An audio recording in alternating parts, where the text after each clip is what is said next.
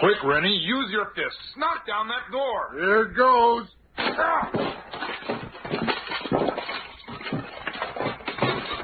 Look! Holy cow! He's hanging by his neck from the rafters.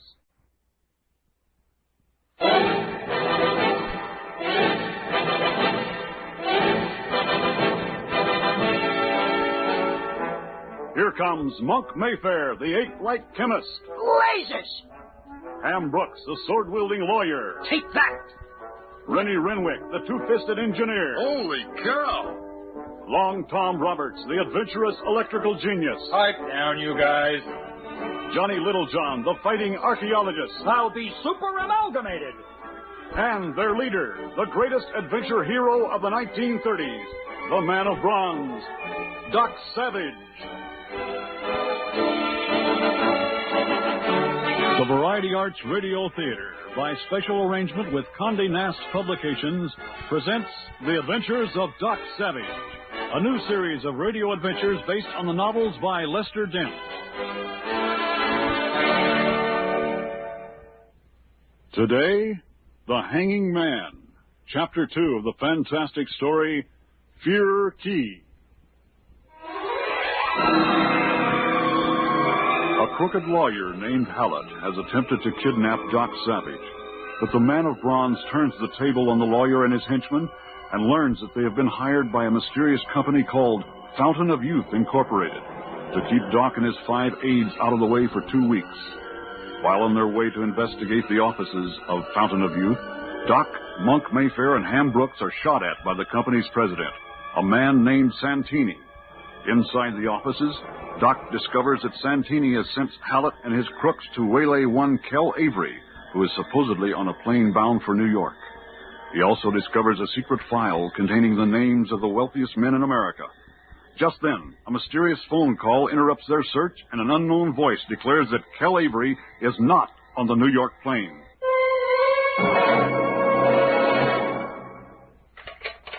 Who was that, Doc? It was the strangest voice, Monk, indescribably young and joyful.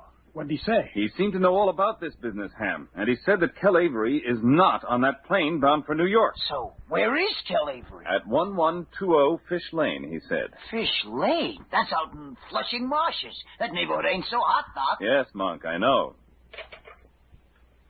Who are you calling, Doc? Our offices. Johnny, Rennie, and Long Tom are there, and I have a job for them. Oh, boy. Everybody's getting into the act. Things will start brewing now.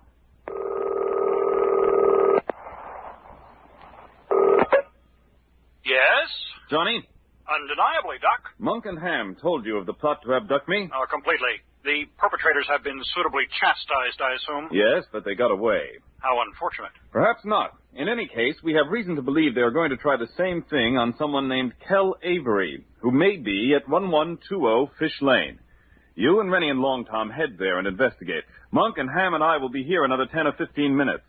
Will you join us at this piscatorial thoroughfare later? Yes, we will. Exactly what are your present whereabouts? Queen Tower Building, room 1402. Excellent. Why? Are you going to get a surprise? Was that Johnny I heard laughing, Doc? Yes. Strange. Johnny doesn't go in for such playful mysteries as a usual thing. Maybe using all them big words like he does finally made him dizzy. Perhaps. In any case, let's continue going through these files. Yes, a cabinet full of files on the wealthiest men in America bears further scrutiny. Especially when they got all the details about their health in them, too. Here's one that's quite dog-eared with thumbprints all over it, as though it's been used more often than the others. Ham, take a look at this. Thackeray Hutchinson. Name rings a bell. Heard of him? Yes, now I remember. Thackeray Hutchinson is one of the wealthiest bankers in the country. The government once tried to convict him on illegal practices in connection with a public utilities project, but a battery of clever lawyers got him off. Well, we'll investigate him more thoroughly later. I think we found all we can here. Let's go.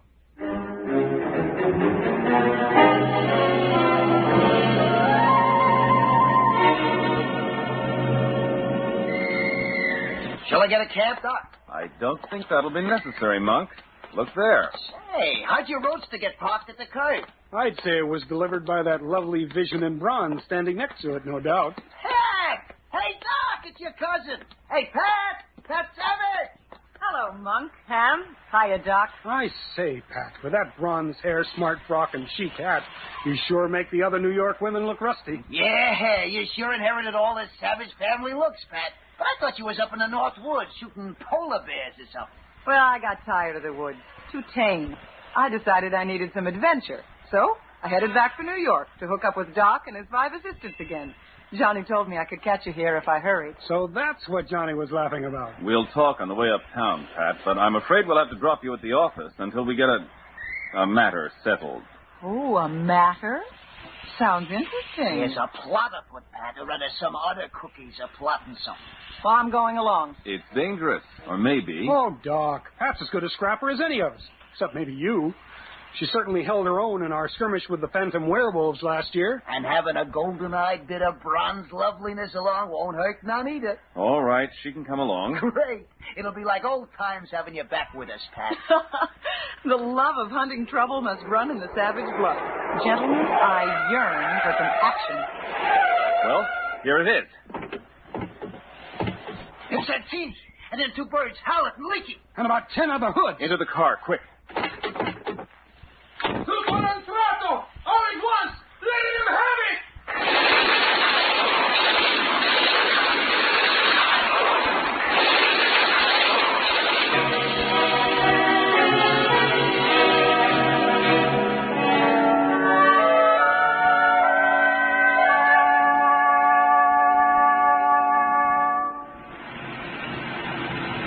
Fish Lane is where Doc said to come, wasn't it, Johnny?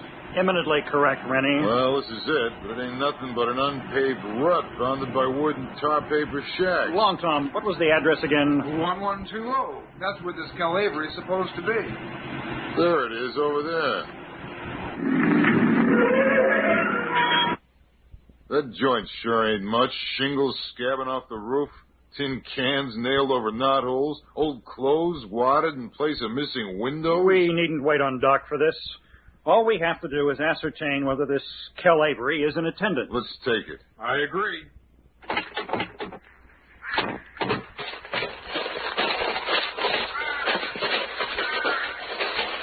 Say, look. What? Here in the mud by the stoop. Footprints. Seems to have been only one guy walking in and out of here. A logical assumption, judging from the minuscule dimensions of the depression. Although a person of male gender is not necessarily indicated. Oh, Johnny said you're right, but it could have also been a girl. Oh, yeah. Let's go inside.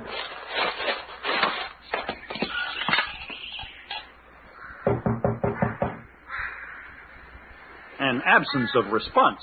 Take a look through the keyhole, Johnny. I'll be super amalgamated. What is it? Let's get inside, fast! How come it's only when there's action that you speak in one-syllable words, Johnny? Stand back. Rennie, it never fails to amaze me how you can destroy virtually any door with one blow. Oh, this one was nothing. Only 2 inches thick. Inside. Look. Somebody hanging by his neck from the rafters. Revolting. Horrible. Damn bad. How long's he been hanging there, do you suppose? And if the ceiling weren't gone and the attic exposed, he never could have gotten the heights enough to do it. Well, he got enough. Look at that long white beard. Almost without any color at all. Like it'd been bleached. It just looks that way because his face is so purple from the throttling effect. Oh, I don't know. He looks really old. Come on, you guys, get him down. He may still be alive. Better keep your hands in sight, gentlemen. Holy cow. Wow, I'll say he's alive. Just stand where you are till I can get out of this noose. Now, just stand still. I'm going to search your pockets. Take it easy, fellas. This guy really took us in. Now, what have we here? Funny-looking handgun. Careful of those old-timer. They may look like handguns, but they shoot like machine guns. And they have hair triggers. Well, no matter what they are, you won't be needing them. Oh, no, you don't. Rennie, don't! Ah! Wow. I haven't seen a speedier move than that, even from Doc himself. Now, why didn't Santini, Hallett, and Leaking come instead of sending you gentlemen? Are you Kel Avery? Are you trying to kid me? I said, are you Kel Avery? No, sir. And you should know that, being in Santini's gang. Well, how wrong, Whiskers. We're not working for Santini. Save that guff, sir, and don't believe you can talk fast enough to fool old Dan Thunden. Dan Thunden? That your name? As if Santini hadn't told you. I tell you, we're not with... Shut up! Sir, would you condescend to answer a simple interrogation from me? What's your question? How old are you? 131 years. Oh, that's a dang lie. Nobody could be as spry as you are at that age. I agree. Doc! What? Your hands up, sir! I don't think so.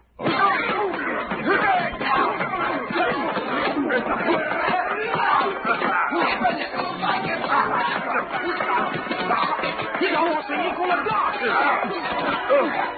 You're sure no ordinary man, sir. Quick, outside. There he is! Doc will catch him. Look out, he's got another gun. Down. White Whiskers seems to be a walking arsenal.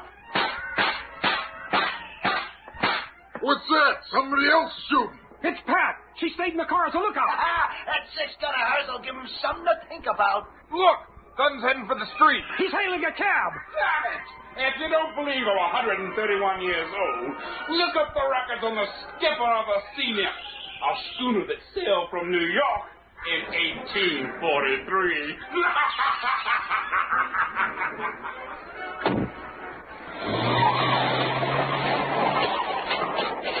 Sorry, Doc.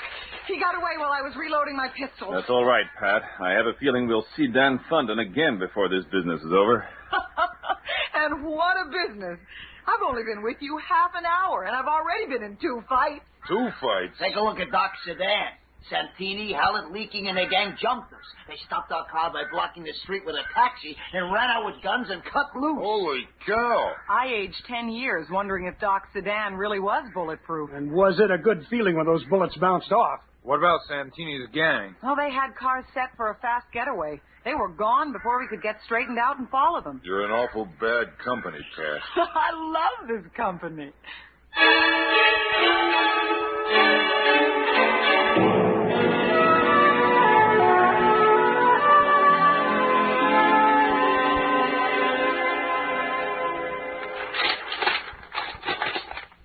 Here it is in the shipping record. Let's see. Yeah, the schooner Sea Nymph sailed from New York in 1843. According to a manifest, the skipper was a man bearing the name Dan Thunden, whose age at that time was exactly 40. Computation would indicate that Captain Dan Thunden of the Sea Nymph would be 131 years of age if he'd lived to this day. Ha! Nuts. To whom are you attributing the qualities of a hard-shelled fruit? Not to you, Johnny, but it's silly to think that any guy 131 years old could be as spry as that old white-whiskered gent we saw in Fish Lane. Holy cow. What now, Rennie? The shipping records go on to say that the voyage in 1843 was the Sea Nymph's last. She was lost at sea and never heard from again. We have about an hour to spare before heading for the airport to meet this Kell Avery, who was ordered seized by Santini. You think they'll go through with the attempted capture, Doc? Why not? They don't know we intercepted Santini's orders to Hallett and Leaking. That's right. Well, what about the hour we have to spare? How about some dinner? I think we'd be better advised to learn what this is all about. Don't you guys ever eat? Not when there's danger to be met. How are we going to find out about what this is all about, Doc? Recall the file of wealthy men in the offices of Fountain of Youth? Yeah? One of the files seemed to be more used than the others. Remember the name, Ham? Thackeray Hutchinson. Correct. Ooh, are we going to ask this Thackeray Hutchinson a few questions? Yes, Monk, we are.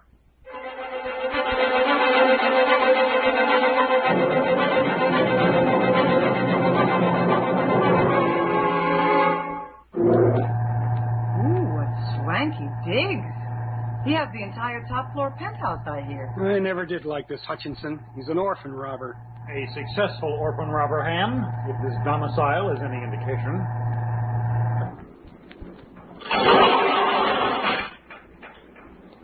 May I help you?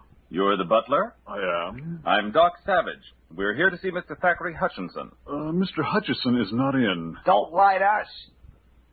In the library. What is this?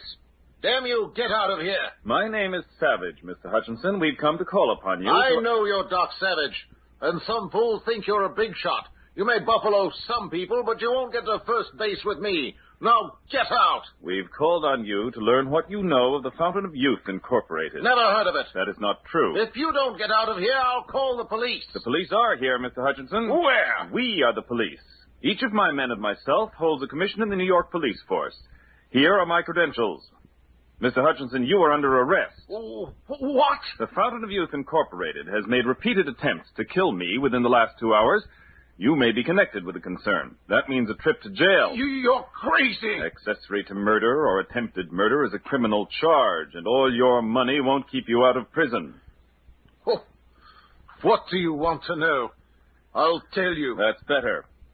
Now, Mr. Hutchinson, what is your connection with Fountain of Youth Incorporated? I don't know. I'm only a customer. Customer? Oh, this is horrible. If only Fountain of Youth hadn't gotten into trouble. They had the secret, and now they've got in trouble, and it'll be lost. Go on. I was to pay them $1 million for the secret. It was cheap at the price. A select list of other rich men was to receive the secret, too. We've been selected carefully because of our wealth and other qualifications. Wait. This isn't making sense. What is this secret for which you and other wealthy men were willing to pay $1 million each? They've got a man here. They said they had to be sure we didn't tell the secret or plot against them to get the weeds. Fountain of Youth has a man here? One of Santini's gang? Yes. Who is he? Spill your insides, will you? He's one of Santini's men. Block that door. He's making for the terrace. After him, Rennie. He's heading for the light. Don't let him jump to that next landing. Look out, you crazy fool. That ledge is too narrow. That's what you think,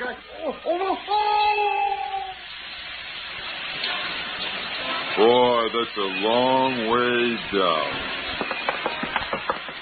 Did you get him, Doc? No, Ham. He won't be able to tell us anything. Neither will Thackeray Hutchinson. He's dead.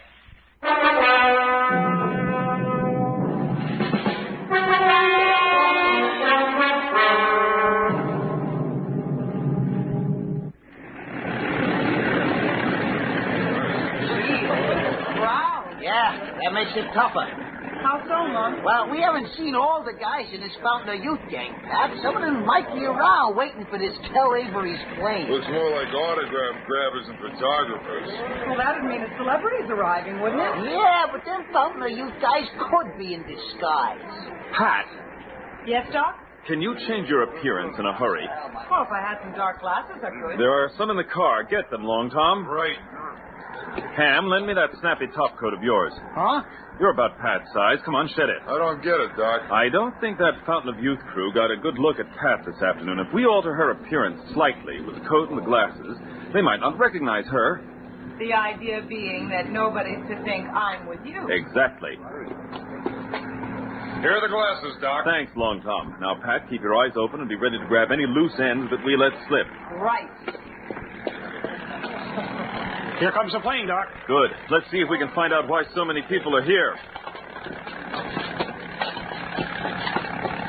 Say, Doc, I just talked to a reporter. Maureen Darling is coming in on that plane. Maureen Darling, the picture actress? None other. If I remember my gossip sheets, Maureen Darling is no big shot. Just played opposite a couple of well-known actors. I wonder why all the fuss. Oh, haven't you heard, Ham? Maureen Darling was kidnapped in Florida yesterday, but she escaped. The papers yesterday were full of it. Sounds suspiciously like a publicity stunt. Perhaps, Ham, but that would explain why all the photographers and the autograph hounds are here. But some of those guys may belong to the Fountain of Youth gang. Yes, Long Tom, they might. Hey, well, the plane's in, and the crowd's moving toward the door. I've lost sight of Pat. I wonder where... Here's Kel Avery! What's that? Kel Avery, over there. Help! There's a fight! Come on!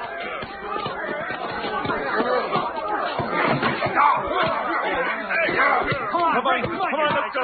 Break it up. Let's go. Are you hurt, Avery? My name's not Avery. I'm Joe Smith. I'm a reporter on the Morning Comet. These thugs all of a sudden jumped on me, yelling something about me being Kel Avery. All right, you mugs. What's this all about? Some guy hired us to jump this bird, Kel Avery, when the plane came in and beat him up. We got $50 apiece. How did you know who Kel Avery was? The guy pointed him out to us. What did this man look like? Short, pudgy, with a long, skinny mustache. Santini! We fell for a trick to divert our attention. But why divert our attention? Doc!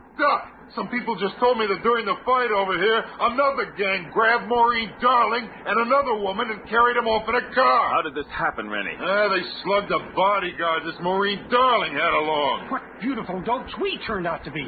This fight was to get our attention while the gang grabbed Maureen Darling. But I thought they were after Kel Avery. Where is this bodyguard of Maureen Darling's, Rennie? Over there. There he is, Doc. Boy, he is some bodyguard. Built almost as well as you, Doc. Are you Kel Avery? Mister, my name no Kel Avery.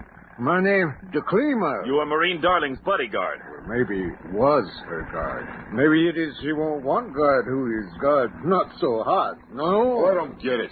We're here to keep Santini's gang from grabbing Kel Avery. Instead, we get tricked away to a fight that's supposed to be Kel Avery, and meanwhile, Santini grabs somebody who ain't Kel Avery. But that is it.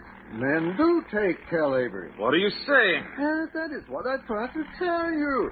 Maureen Darling is Kel Avery.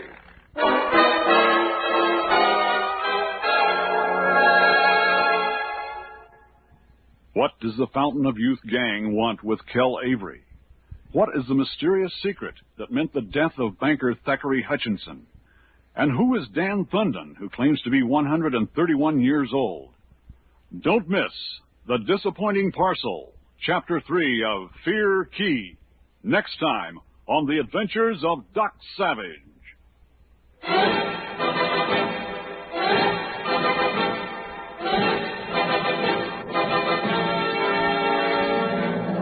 Fear Key was written by Lester Dent and adapted for radio by Roger Rittner. Featured in the cast were Daniel Chodos, Robert Towers, Art Dutch, Kimmett Mustin, Bill Ratner, Scott McKenna, Glenn Shaddix, and Robin Riker. Also heard were Michael McConaughey, Bob Farley, William Irwin, and Bob Lyons. Sound effects were created by David Surtees, assisted by Jerry Williams. Production assistance by Samantha Kimmel and Doris Christie. Engineering by Denny King.